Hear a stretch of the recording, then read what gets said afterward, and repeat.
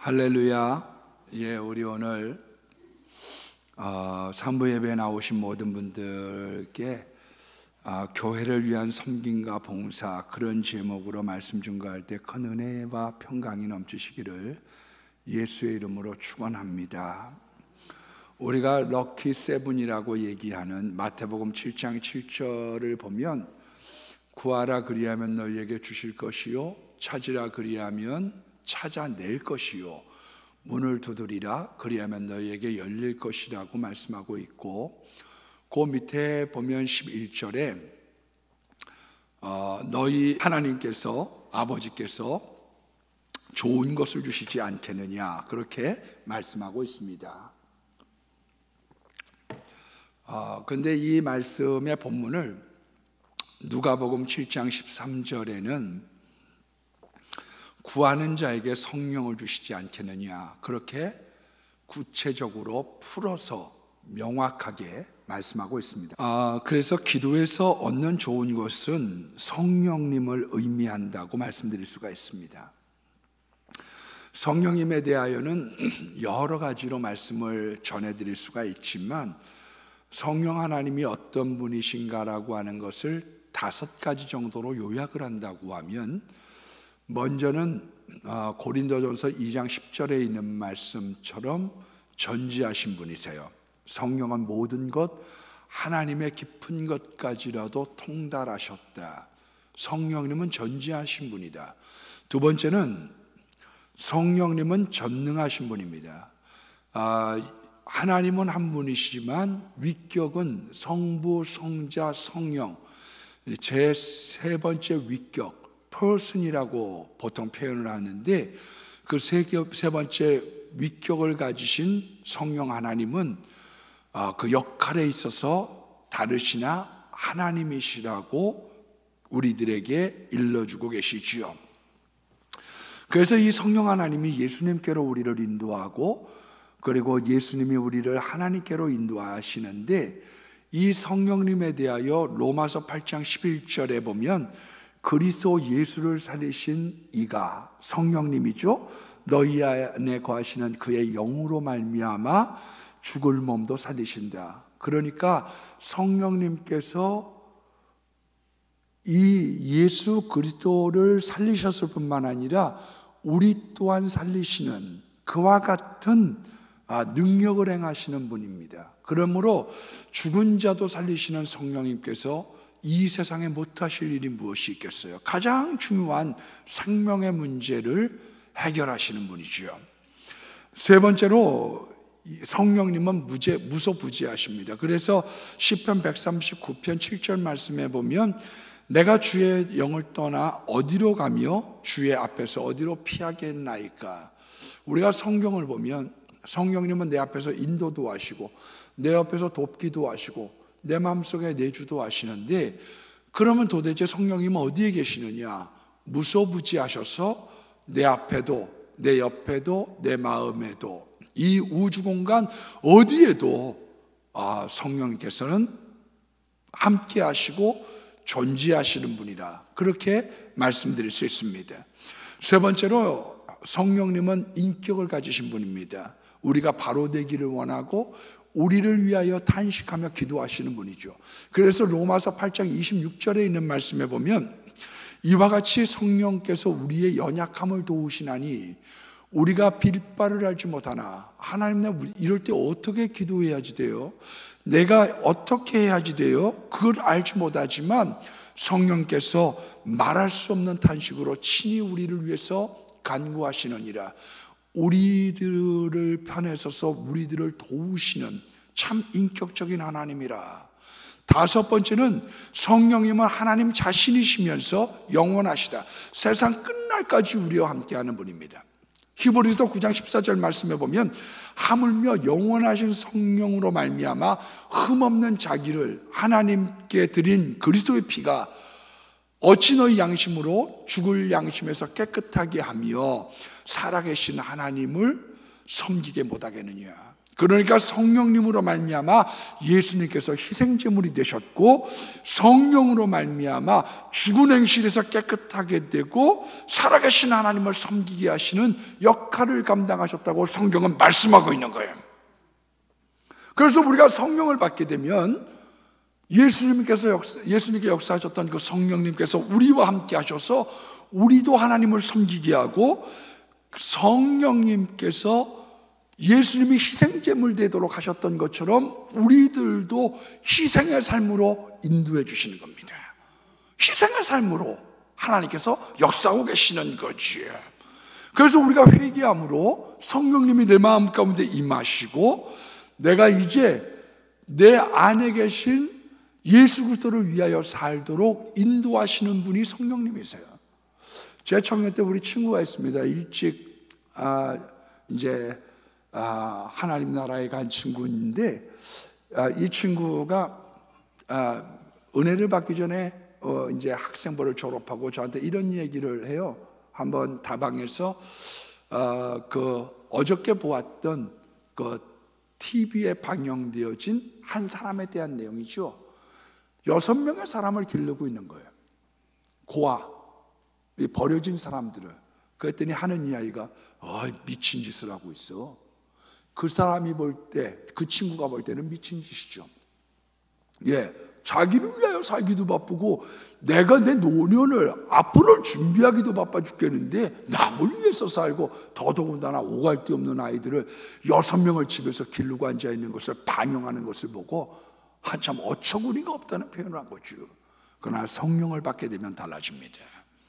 성령을 받게 되면 나를 위하여 살지 않고 예수를 위하여 살고, 희생하도록 인도하고, 그 희생이 효과적이도록 하며 하나님의 힘을 공급해 주시는 성령님의 역사가 있는 거죠.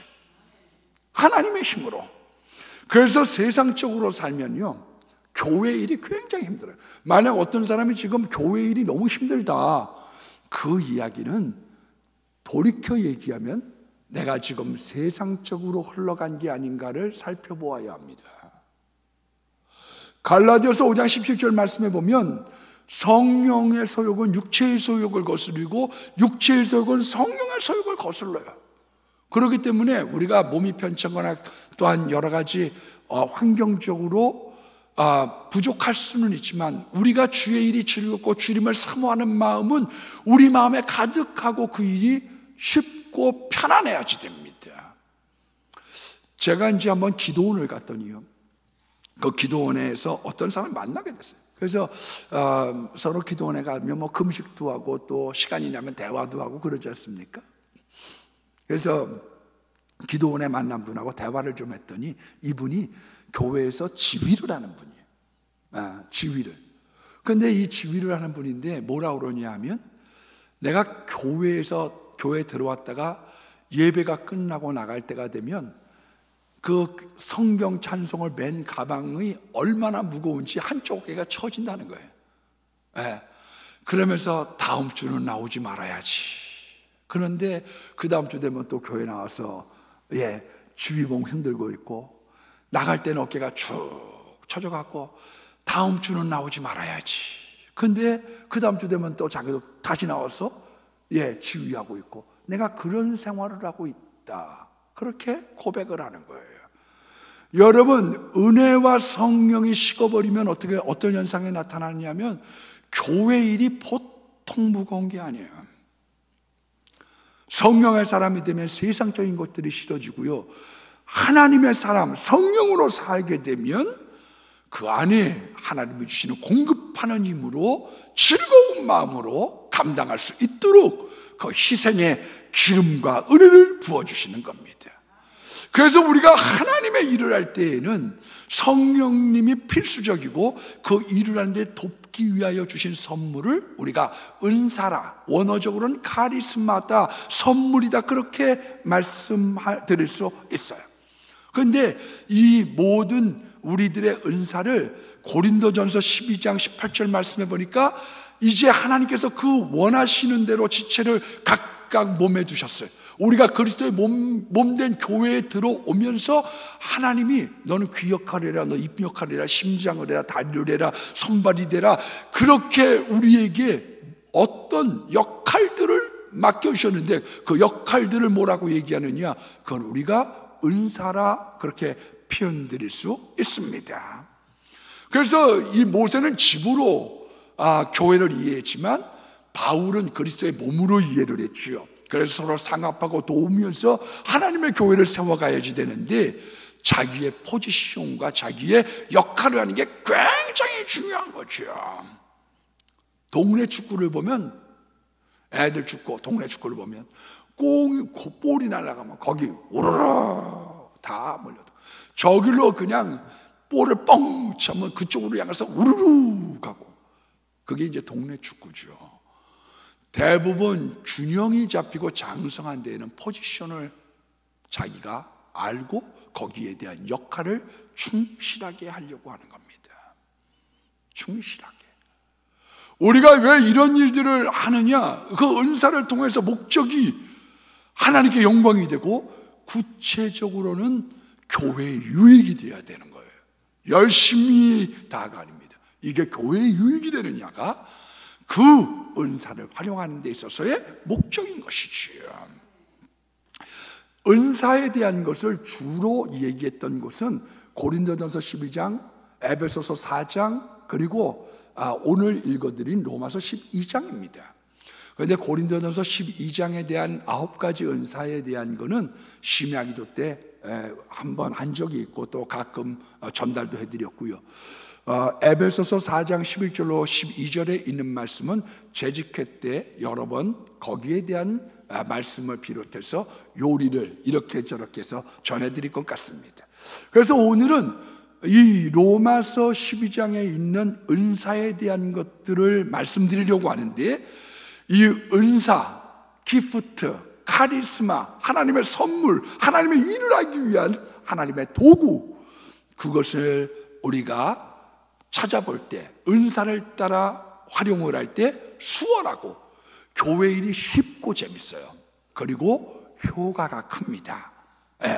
그래서 우리가 오늘 여러 가지 것들이 이렇게, 어떤 분은 그걸 정리를 해서 성경에 있는 은사를 30가지로 요약을 한 분들도 있습니다만은, 오늘은 본문에 의거해서 예언, 섬김, 가르침, 구제, 지도력, 궁율, 그 7가지에 대한 내용만을 여러분들과 나누는 가운데 하나님께서 어떤 은사를 어떻게 활용해서 어떻게 하나님께 영광을 돌리는지 그 원칙에 대한 이야기들을 우리가 한번 살펴보려고 합니다.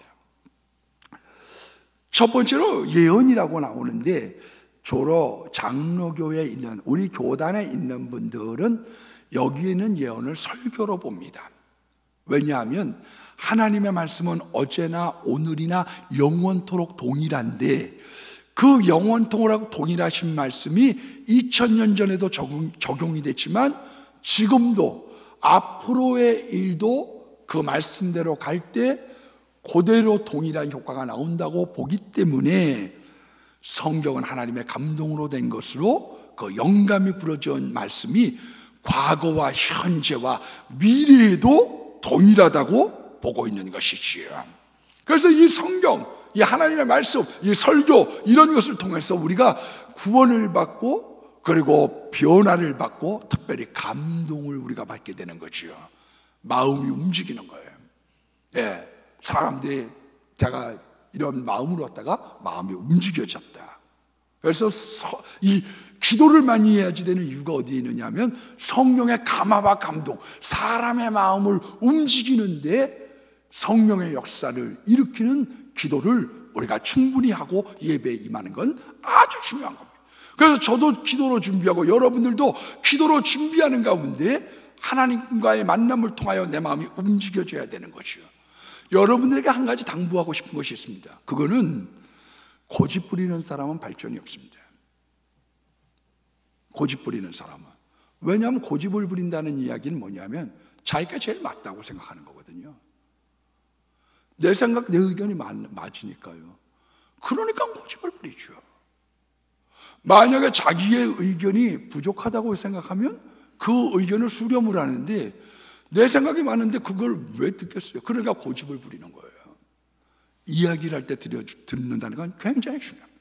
요즘에 이제 어떤 집사님이 저의 이런 발성 같은 거에 대해서 이야기를 해주셔요. 제가 부족해서 거기에 미치지는 못하지만 내가 그걸 염두에 두고 기도하면서 좀 더 노력해 보겠습니다. 그런 이야기를 하죠. 왜냐하면 어떤 것을 고집을 부린다는 얘기는 뭐냐? 그 사람은 이미 성장이 끝났다는 걸 의미하는 거죠. 열린 마음, 소프트한 마음은 굉장히 중요한 겁니다.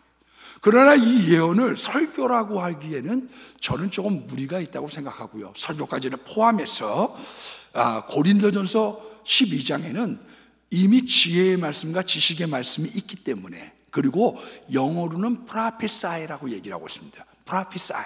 그러니까 이 예언을 할 때 믿음의 분수대로 해야지 되는데, 원래 의미는 말을 토해낸다는 뜻이에요. 경계를 주고 미리 예고편을 던져준다는 뜻입니다. 이렇게 하면 안 돼, 이렇게 가야지 돼, 그 말을 갖다가 토해내는 그런 불같은 마음이 실은 원래 예언의 의미에 담겨져 있는 거죠. 그래서 이런 예언을 하게 될 때, 어떤 말을 하게 될 때 굉장히 중요한 원칙이 있습니다. 설교를 할 때도 마찬가지입니다만은 사람에게 힘을 줘야지 돼요. 용기를 줘야지 돼요. 용기. 그게 예언, 설교의 핵심이지. 그래서 어떤 훈련을 받아야 되느냐 하면 소망의 메시지를 던져줘야 돼요. 희망찬 이야기들을 해줘야 되는 거예요.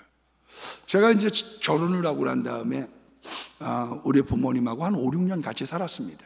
예. 근데 5, 6년 같이 살았는데 제가 이제 신학을 한다고 그러니까 당부했던 것 중에 한 가지가 기억이 나요. 뭐냐 하면 텔레비전에서, 그 전날 텔레비전에서 뭐가 나왔느냐 하면 어떤 어나운서가 하는 이야기가, 그때 이제 우리 아버지 나이가 63살, 우리 어머니 나이가 59세인데 60이면 다 산 거죠 뭐. 그 어나운서가 그 얘기를 하는데 낙심이 되더라는 거예요. 낙심. 그래서 어떤 이야기들을 해주기를 원하느냐? 80의 모세처럼 쓰임받고, 갈렙도 85세에도 정정했는데요, 소망을 가지세요. 지금부터 시작이고 지금이 청춘입니다. 그와 같은 이야기들로 사람들을 일깨워주고 힘을 주는 것이 사실은 예언의 목적인 거죠. 그런데 이 예언의 목적을 조금 세부적으로 보면 고린도전서 14장 24절로 25절에 있는 말씀에 보면 이렇게 나와져 있습니다.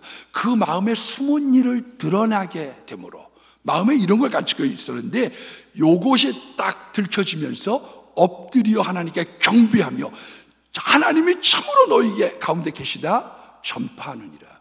그러니까 불신자라든지 신앙이 연약한 사람들을 위해서 예언이라고 하는 것이 효과가 있다는 것이지요. 이제 벌써 돌아가신 지 한 35년쯤 된 것 같아요. 이천성 목사님, 1970년도대의 유명한 부흥사지요. 이분은 단점이 이 능력을 많이 받으셨는데 입이 걸어요. 입이 걸어. 욕도 잘하고 이제 그랬던 분이었는데, 근데 이분이 한 번은 그 하늘산에서 집회를 하다가, 지금 우리도 계속 오늘 기도에도 나온 것처럼 입시 시즌인 거죠. 수능 시즌이니까 시험 보는 당사자든지 아니면 그 부모가 나와서 기도를 받아라. 그랬더니 사람들이 거기 숫자가 많으니까, 그러니까 쭉 서는데 여러 사람들 시험 참 지혜줘 이렇게 계속 기도를 하는데, 한 사람 앞에 딱 왔는데, 이봐, 자네 시험 봐? 아니요. 시험 보는 자녀 있어? 아니요. 그럼 왜 여기 나왔어? 내 동생이 시험 봤어요. 내가 뭐라고 그랬어요? 그 부모나 당사자가 오라고 그랬잖아. 그러니까 네 머리 위에 자꾸 마귀 새끼가 뱅뱅 돌고 있지. 저리 가! 사람들이 그런 걸 보고서, 야, 하나님은 이렇게 숨은 것을 드러나게 하셔서 역사를 일으키시는구나. 믿음에 도움이 되는 거죠. 한 번은 내가 통역을 해줄 테니까 방언할 줄 아는 사람 나와봐. 그랬더니 남자 한 명, 여자 한 명이 나왔는데, 방언을 둘이 하더니 니네 둘 무슨 사이요? 니네 둘. 결혼을 앞둔 사람이 아닌 척하고 따로따로 나와가지고 했는데 니들 무슨 사이요? 이런 것들이 사람들에게 감추어진 것을 드러내므로 하나님이 살아계시다 전파가 되더라. 두 번째, 예레미야서 18장 8절 말씀에 보면 징계나 채찍으로부터 구해주는 역할을 합니다. 만일 나의 말한 그 민족이 그 죄악에서 돌이키면 내가 그에게 내리기로 작정한 재앙을 돌이킨다. 그래서 우리가 경고와 경계의 말씀을 전하고 듣는 이유가 어디 있느냐 하면 너 그렇게 가면 사고나 그렇게 가면 문제가 생겨 거기에 대한 것들을 막아주는 역할을 하기 위한 목적이 있더라. 그런데 조심할 것은 가짜가 많더라. 그래서 미가야 때는 진짜는 1명이고 가짜가 40명. 에스겔서 13장 3절 말씀에 보니까 주 예수 여호와의 말씀에 본 것이 없이 자기 심령을 따라 예언하는 자들에게 화가 있다. 그래서 예레미야서에 보면 하나냐, 아합, 스마야, 시드기야와 같았던 그와 같았던 잘못된 사람들이 거짓 예언을 하고 자기 심령을 따라 자기 생각을 따라 예언을 했다가 비참해지는 경우가 성경에 자세하게 기록이 되어져 있는 것이죠. 그래서 이런 예언을 어떻게 사용해야 될 것이냐? 첫 번째, 성경과 동일한 권위를 가질 수 없어요. 어떤 사람은 성경이 있는데 성경과 자기가 받은 응답이나 예언을 통해서 그것을 더 강조하는 사람이 있어요. 설교는 성경을 갖다 앞설 수 없습니다. 어떤 권위든지 성경의 말씀의 권위가 우선된다. 두 번째, 예언하는 사람들에 의해서 제재받을 수 있다. 고린도전서 14장 32절로 33절의 말씀에 보면 예언하는 사람들끼리 제재를 할 땐 그걸 받아들여야지 돼요. 어떤 분에게 지금 하고 있는 게 잘못 가고 있어요. 그 이야기를 해주면 받아들여야지 돼요. 왜 그런 줄 아세요? 지금 그게 교회 유익이 되지 않는 거예요. 그게 지금 잘못된 지금 응답 쪽으로 지금 흐르고 있는 거거든요. 이거를 받아들이고 말씀에 되돌아보고 자기가 그것을 반추해 볼 줄 알아야지 돼요. 그게 굉장히 중요한 거예요. 세 번째는 고린도전서 14장 1절에 사랑을 따라 구해야지 됩니다. 교회 덕이 안 되는 것, 그건 성령의 역사가 아니에요. 사랑을 쫓아야 되고 질서를 쫓아야 되고 교회의 덕을 위하여 세우는 데 가야지 되는 것이지요. 요것을 맨 처음에 예언의 은사로 성경은 교회에서 섬기는 것을 말씀하고 있는 겁니다. 그건 작게는 구역장님들이 메시지를 전하거나 학생들에게 메시지를 전하는 사람들 모두에게 공유롭게 소망을 주고 힘을 주고 그 사람들에게 사랑과 질서를 따라 사용하기를 원하고 있는 거예요. 두 번째가 섬김입니다. 이 섬김이라고 하는 것은 디아코노스라고 해서 여기 디아코노스로부터 디콘이라고 하는 집사라고 하는 말이 나왔죠. 이 원래의 뜻은 먼지를 일으킨다는 뜻이에요. 발에 먼지를 일으키는 거죠. 그러니까 집사님인데 안 바쁘다, 그거는 내가 조금 지금 잘못 섬기고 있는 거죠. 아우 바빠 죽겠어, 아우 정신없어, 또 나오래. 이게 지금 왜냐하면 원어의 뜻이 뭐냐면 발에 먼지를 일으키는 거거든요. 그래서 마태복음 25장 40절 말씀해 보니까 임금이 대답하여 가라사대 내가 진실로 너희에게 이르노니 너희가 여기 있는 내 형제 중에 지극히 작은 자 한 사람에게 한 것이 곧 내게 한 거다. 그래서 도와달라는 얘기에 급하게 참여하는 겁니다. 큰 일보다 소소한 일, 그리고 환자나 장애자들을 돌보는 일, 다 귀한 일인 거예요. 그게 어떤 분들은 큰 게 좋은 줄 알지만 총회장 되면요, 총회장 되는 분들은 분 단위로 일들이 있어. 얼마나 스케줄이 빡빡한지. 그게 좋은 게 아니요. 내게 맡겨준 일, 내게 하나님께서 원하시는 일들, 거기를 따라 하나님의 일들을 섬겨가는 것, 그것이 중요한 거예요. 그래서 내가 이 일을 맡겼다, 내가 이런 은사를 주셨다, 거기를 따라 사랑을 쫓아 질서를 쫓아 하나님의 유익과 교회의 유익을 위해서 사용하는 것이지요. 세 번째는 가르침의 은사입니다. 이 가르침의 은사의 목적에 대해서 에베소서 4장 13절에 이렇게 얘기하고 있습니다. 예수님을 믿는 것과 아는 것에 하나가 되어 온전한 사람이 되고 그리스도의 장성한 분량에 이르게 하려고 한다. 그러니까 가르침의 목적은 자라나는 데 있어요. 우리의 신앙의 성장의 목적을 뒀습니다. 그 결과가 뭐냐 하면 사람의 속임수와 간사한 유혹에 빠져 요동함이 없게 하려고. 어떤 분들은 자꾸 요동을 하는 거예요. 뭐 조금 하면 시험에 들었다, 뭐 하면 뭐 이랬다 저랬다, 아유 교회 안 나오겠다, 뭐 이런 얘기를 해요. 왜? 요동해. 어려서 그런 거예요. 그래서 이런 분들은 성경 공부를 해야지 돼요. 성경 공부. 그 가르침의 결과가 신앙에 있어서 흔들리지 않도록 하기 위한 것이죠. 세상에 있는 선생님들은 전하면 돼. 가르치는데 끝난 거예요. 내가 오늘 이 수업했는데 알아들은 사람 안 알아듣는 거고 못 알아들으면 할 수 없는 거죠. 그러나 성경의 교사들은 어떠느냐 하면 가르치고 그것을 지키도록 하는데 목적이 있는 거예요. 여러분, 예수님의 사역을 들여다보면 설교는 많지 않았습니다. 두세 번에 지나지 않았지만 주로 가르치는 사역을 하셨지요. 가르치는 사역.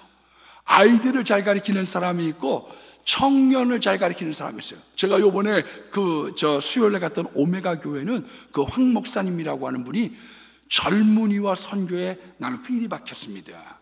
어떤 사람은 소그룹을 잘 인도해요. 이런 분들이 이제 구역장 가면 좋죠.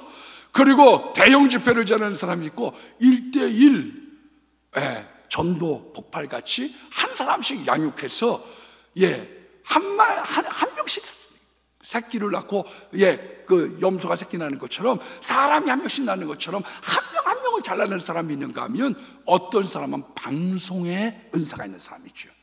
이 방송에 은사가 있는 사람들은 주로 순발력이 있는 거예요. 딱 들으면 그 다음에 순발력이 탁 나오는 사람, 이것이 그 사람의 은사인 거죠. 네 번째는 위로의 은사가 있습니다. 이 위로의 은사를 받으면 어떠냐면 슬픔 당한 사람들을 끌어안아주면 마음이 편안해져요. 이 위로의 은사가 없으면 어떤 현상이 나타나냐면 어려운 사람을 이렇게 안아주면 이 사람은 도대체 왜 이래? 내가 정말 여기까지 이 사람한테 위로받을 이런 비참한 지경에 내가 이르렀나? 이런 마음이 들어요. 근데 위로의 은사를 받으면 품어줄 때 마음의 평안함을 느껴져요. 새 가족을 돌보든지, 그래서 성경도 찾아주고 찬송가도 찾아주고 반가워하고.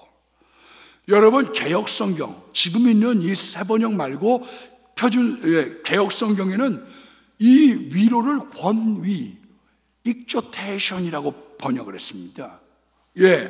믿음을 돋구어서 신앙의 정진을 일으키는 거예요. 그러니까 구역장님 같은 분이 위로의 은사를 받으면 굉장히 좋죠. 왜냐하면 믿음을 일으키거든요.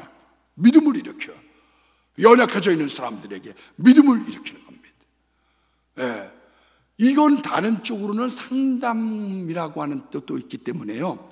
이런 위로의 은사를 받으면 어떠냐 하면 전화를 하고 싶어져. 요즘에 그냥 사업이 너무 어렵다고 그러고 아기를 낳는데 유산했다고 그러고 그러면 전화를 하고 싶은 마음이 들어요. 그래서 집사님 괜찮아, 나도 이번에 둘째 딸이 유산을 했는데 그 다음에 하나님이 더 좋은 선물 주시더라고. 그런 내용들을 전하게 되고 어려운 환난 당하는 사람들을 만져줄 때 마음에 힘이 생기고 평안이 오게 되는 거죠. 귀가 잘 발달을 했기 때문에 맞장구를 잘 치는 거예요. 맞아 집사님 그 얘기가 맞아. 상담의 은사가 없으면 도리어 사람들에게 상처를 주기 쉽습니다. 내가 잘 이야기한다고 했는데 말이 이상하게 꼬여. 나는 그런 뜻이 아니야. 근데 이 사람은 받아들일 때 이렇게 받아들이는 거지요. 그래서 상담은 공부가 필요한 거예요. 그리고 이 위로의 은사는 칭찬과 아주 밀접한 관계가 있습니다. 칭찬을 잘해줘. 립 서비스가 좋은 거지. 제가 그 전에 어느 집사님에게 물어봤어요. 집사님은 자화의 단점이 뭐라고 생각하세요? 그냥 내가 물어봤어요. 대부분 그런 얘기 잘 안 하잖아요. 근데 한번 물어봤더니 목사님 좋아해요, 사랑해요, 이제 이러다가 하는 이야기가 남들이 그러는데요. 남들이 그러면서 하는 얘기가 말을 좀 풍성하게 해줬으면 좋겠대요. 말을 풍성하게 해주는 것, 이게 사실 위로의 은사죠. 옷을 딱 입고 왔는데 아유, 너무 어울려요. 어디서 샀어요? 얼마짜리? 너무 이쁘다. 이게 이제 위로의 은사예요. 예. 빌려 입었어요? 이렇게 얘기하면 유머는 돼. 근데 적이 많아지는 거예요. 그래서 유머를 많이 구사하는 사람들이 적이 많아지는 이유가 어디에 있느냐 하면, 사람 잘 웃기는 사람들이 적이 많아지는 이유는 사람들에게 상처가 되는 거죠. 그래서 위로의 은사를 받게 되면 그 사람에 대한 좋은 이야기를 하는 거예요. 예? 여러분, 다섯 번째가 구제의 은사입니다. 이걸 다른 말로 재정의 은사라고도 표현하는데, 원어는 메타디두스라고 얘기합니다. 주는 자, 분배하는 자, 돈을 선용하는 사람입니다. 그러니까 주면 좋고 도우면 마음 기쁜 것, 요거를 구제의 은사라고 얘기합니다. 누가복음 6장 38절에 있는 말씀에 보면, 주라 그리하면 줄 것이니 되어 흔들어 넘치도록 준다는 거예요. 여러분 잘 보시면요, 사람들마다 장점이 있는데 남들 잘 돕고 손 큰 사람들이 잘 살아요. 희한하죠? 예, 베풀어주고 남들 도와주려고 하고 이런 사람들이 주로 잘 삽니다. 어떻게든지 뜯어먹으려고 하고, 목사 세계도 마찬가지입니다. 어떻게든지 대접받으려고 하는 사람들은 약해. 그런 사람들은. 근데 목사 세계도 남을 도우려고 하고 모든 걸 자꾸 풍성하게 하는 것은 굉장히 중요한 거예요. 제가 이 청년 때 저한테 신학해라 그랬던 전도사님이 있어요. 나이 많으셨던 전도사님이 있어요. 돌아가셨죠. 근데 그 전도사님이 그냥 그 집이 그렇게 잘 사는지 몰랐어요. 맨날 뭐 찢어진 옷만 이렇게 입고 와가지고, 이번에 신의 은사가 있었는데, 그래서 아들아, 너 신학해라. 아유, 안 해요. 넌 설교하면 재밌을 거다. 도야지처럼 이것저것 먹어봤기 때문에 소가 무슨 맛이 있냐, 풀만 뜯어 먹었는데 넌 설교 재밌게 하거다. 목사해라. 안 해요. 그러면서 하는 이야기가, 너는 앞으로 주는 목사가 되라. 내가 우편배달부를 오래 했다.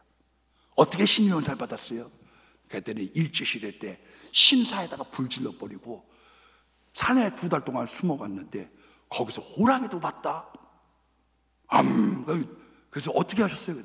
나도 쳐다봤더니 그냥 가더래. 근데 거기서 신의 은사를 받고 일제시대 때부터 계속. 근데 내가 많은 어려운 교육자들을 도와줘. 여기서 받아가고 저기 우편배달부 일을 많이 했는데, 받으려고 하는 사람은 내내 노후에도 맨 마지막에 은퇴 다음에도 빈약해. 그런데 섬기려고 하고 도와주려고 하고 남을 풍성하게 하려고 하는 사람은 잘 된다는 거예요. 미국 대통령 중에 가장 수치롭게 끝낸 사람이 닉슨 아닙니까? 우리 어려서 워터게이트. 이 사람은 원래 케이커 교도예요. 가는 데마다 막 저 예수님 이러면서 표를 얻었는데, 막상 되고 대통령 되고 난 다음엔 $5 있다고 그래요. 그러니까 높은 데 올라가면 조사하는 사람이 나오는 거죠. 그 사람이 어떻게 살고 있는지 마더 테레사에게 물어봤습니다. 고아와 거지와 죽어가는 사람들을 보면 무슨 생각을 하세요? 그랬더니 마더 테레사가 변장하신 예수님이라고 생각이 됩니다. 변장하신 예수님. 이게 구제의 은사예요. 지도력의 은사가 있습니다. 이 지도력은, 오늘 다스리는 자는 부지런함으로, 원래 원어의 뜻은 감독이라고 하는 뜻입니다.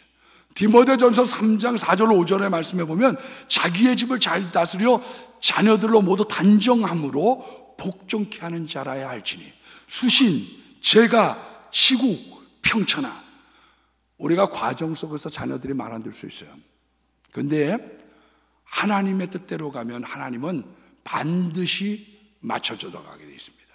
세상은 내가 공들여 길렀는데 나중에 보면 부모의 마음을 아프게 하는 경우가 적지 않죠. 적지 않아요.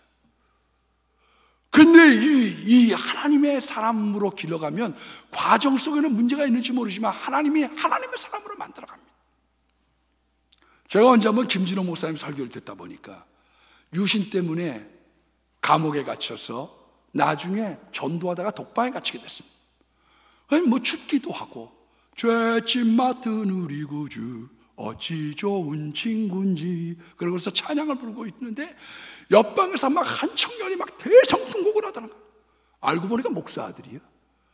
그냥 반항도 하고 깡패 노릇하고 사람들도 옆에다가 거기 온 거예요.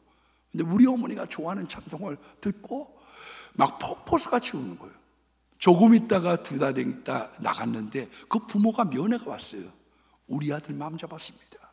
우리 아들 개과천선됐습니다. 하나님은 다스리는 사람들에게 가정에 대한 축복을 기도하고 그것으로 말미암아 점점 지경이 넓혀지는 은혜가. 그래서 다스리는 자는 부지런함으로. 왜? 성실과 책임이 중요하거든요. 사람이 정상에 올라가게 되면요 외로워지게 됩니다. 올라가면 외로워져요. 원인이 어디 있느냐면 비난은 위에서 내려오는 게 아니라 아래서부터 올라오거든요. 대통령 돼보세요. 다 비난이 올라오. 예? 장관 돼보고 총장 돼보세요. 다 비난하는 거예요. 비난은 아래서부터 올라오는 것이지 위로부터 내려가는 게 아니거든요. 그래서 실질적으로 지도력을 가진 사람은, 지도력의 은사가 있는 사람은 포용이 있어야지 되고 부지런해야지 됩니다. 그것을 성경이 우리들에게 말씀하고 있는 거죠. 마지막으로 긍휼의 은사입니다. 긍휼을 베푸는 사람은 즐거움으로.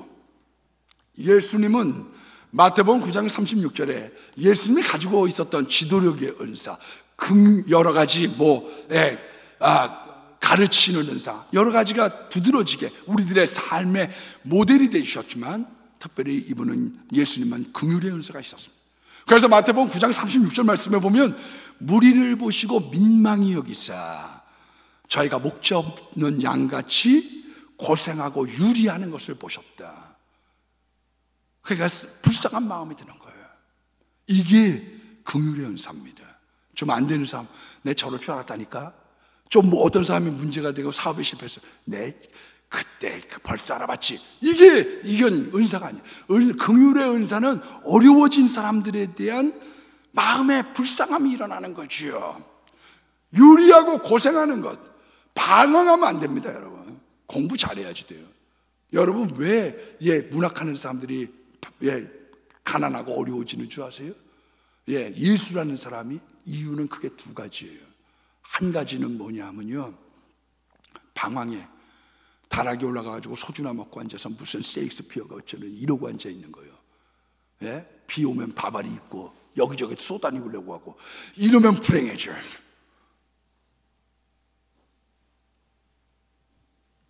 다른 한 가지는 뭐 때문에 그러냐? 한 가지를 가지고 평생 울고 먹으려고 그래서 그래요. 어느 분이 이제 간증 집회 나와서 옛날 탤런트죠. 노래 하나 불러보세요. 그랬더니 똑똑똑 구두 소리, 그거 불러드래. 그거 하나 가지고 평생 울고 먹는 거예요. 오락나비. 우리같이 예수 믿는 사람을 발전적으로 창의적으로 계속 바꾸는 거죠. 복음은 성경에 이런 게 있구나. 계속 창의적이고 계속 발전하고, 우리가 하나님을 할 때 계속 발전하고 계속 창의적이고, 모든 것이 발전해야지 되는데 한 개 가지고 평생 울고 먹으려고 하니까 끝이 어려워질 수밖에요. 마태복음 15장 32절 말씀에도 보니까 내가 무리를 불쌍히 여기노라. 길에서 기진하여 굶겨보내지 못하겠다. 이제 어둑해서 가는데 그때 무슨 전보산대가 있겠어요? 무슨 가로등에 있겠어요? 집에 가가지고 전기가 없는데 무슨 밥을 해먹고, 저 지나면 어떻게 되고 배고파서 어떡하지? 그것 때문에 오병이어의 역사를 만드신 거죠. 여러분, 권면이라고 하는 건 말로 하는 겁니다. 말이 큰 은사예요. 그리고 긍휼이라고 하는 건 행동으로 옮기는 겁니다. 자기에게 있는 은사를 잘 활용하는 거예요. 남의 걸 가지고 얘기할 필요 없고 내게 주신 은사, 그걸 잘 감당하는 거예요. 모세에게는 마른 막대기, 여호수아에게는 단창, 다윗에게는 물맷돌. 모세가 얼마나 할 말이 많았겠어요. 아니, 나도 단창 주세요. 골리앗같이 투구 주세요. 마른 막대기가 뭡니까? 마른 막대기가. 내게 선물을 주시려면 좋은 거 주셔야지. 그런데 모세에게는 마른 막대기를 통하여 역사하시고, 이 다윗은 물맷돌 가지고 역사하시는 거예요. 여호수아는 단창을 갖고 역사하시는 거고, 내게 주신 하나님의 은사, 그것을 활용해서 하나님께 영광을 돌리고 교회 유익이 되도록 그렇게 믿음 생활해야 되는 것이에요. 많은 분들이 열심을 낸다고 하는데 교회 유익이 안 되기 때문에 문제가 있는 거예요. 그건 자기의 생각이죠. 자기의 방식으로 섬기면 안 됩니다. 교회는 자기의 방식으로 섬기는 곳이 아니에요. 성령님 인도 따라, 성령의 분배 따라, 그래서 하나님으로 말미암고 이 인사에 대한 걸 당회가 조종하여 분배하도록 만들어 놓은 거죠. 우리가 볼 때 이 사람은 센터파드가 맞아, 이 사람은 풀백이 맞아, 저 사람은 가드를 해야 돼, 아이고 그래 그렇게 해서 분배하는 가운데 거기에 최선을 다하여 우리 모두가 승리하고 하나님께 영광을 돌리는 그 삶을 향해서 우리를 인도하고 있는 것이거든요. 여러분들의 일생 동안 성령의 은총이, 은사가 불타오르기를 주의 이름으로 축복합니다.